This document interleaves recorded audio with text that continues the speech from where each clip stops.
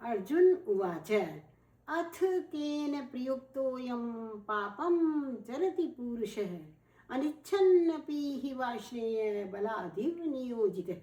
श्री भगवान उवाच कामे एष क्रोधे एष रजोगुण समुद्भवः महाशनो महापाप्मा विध्येनम् इह वैरिणम् धूमेन आव्रियते वह्निः यथा दर्शो मलेन च यथोल्बेन आवृतं गर्भस्तथा तेन इदम् आवृतम् आवृतं ज्ञानम् एतेन ज्ञानिनो नित्यवैरिणः कामरूपेण कौन्तेय दुष्पूरेण अनलेन च इन्द्रियाणि मनोबुद्धिर् अस्य अधिष्ठानम् उच्यते एतैः विमोह्यत्येष ज्ञानम् आवृत्य देहिनम् तस्मात् त्वम् इन्द्रियाण्यन्य आदौ नियम्य भर्तर्षभः पापमानं प्रजह्येनं ज्ञान विज्ञान नाशनम् इंद्रियाणि पराणि आहुः इंद्रियेभ्यः परं मनः मनसस्तु परा बुद्धिर् यो बुद्धेर्परस्तु सः एवं बुद्धेः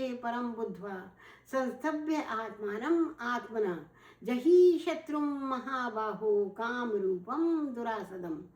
ओम तत्सद इति श्रीमद्भगवद्गीतासु उपनिषत्सु ब्रह्म विद्यायां योग शास्त्रे श्री कृष्ण अर्जुन संवादे कर्म योगो नाम तृतीयो अध्याय है।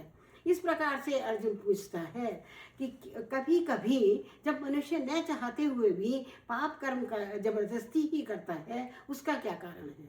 तो श्री कृष्ण बताते हैं कि यह काम है और यह क्रोध है, ये हमारे ऊपर पूर्ण रूप से हावी हो जाता है और इसी के द्वारा ये रजोगुण से उत्पन्न होता है और इससे मनुष्य अपने आप को बचा नहीं पाता। जिस प्रकार से अग्नि धुएं से ढक जाती है और आदर्श मल से ढक जाता है और ये गर्भ जेर से ढका होता है, इस प्रकार ज्ञानियों की भी बुद्धि काम के द्वारा ढक जाती है। इसलिए तुम काम के ऊपर पूरा नियंत्रण रखो। इंद्रिय मन और बुद्धि इसके स्थान है, यह इन पर हावी होकर मनुष्य से वही करवाता है जो यह चाहता है। इसलिए तू पहले इन पर विजय प्राप्त कर, क्योंकि स्थूल शरीर से इंद्रियां श्रेष्ठ हैं, इंद्रियों से मन श्रेष्ठ है, मन से बुद्धि श्रेष्ठ है, अब बुद्धि से वह परम आत्मा श्रेष्ठ है। इस प्रकार से तू बुद्धि पर विजय प्राप्त कर, अपने ऊपर पूर्ण रूप से विजय प्राप्त कर,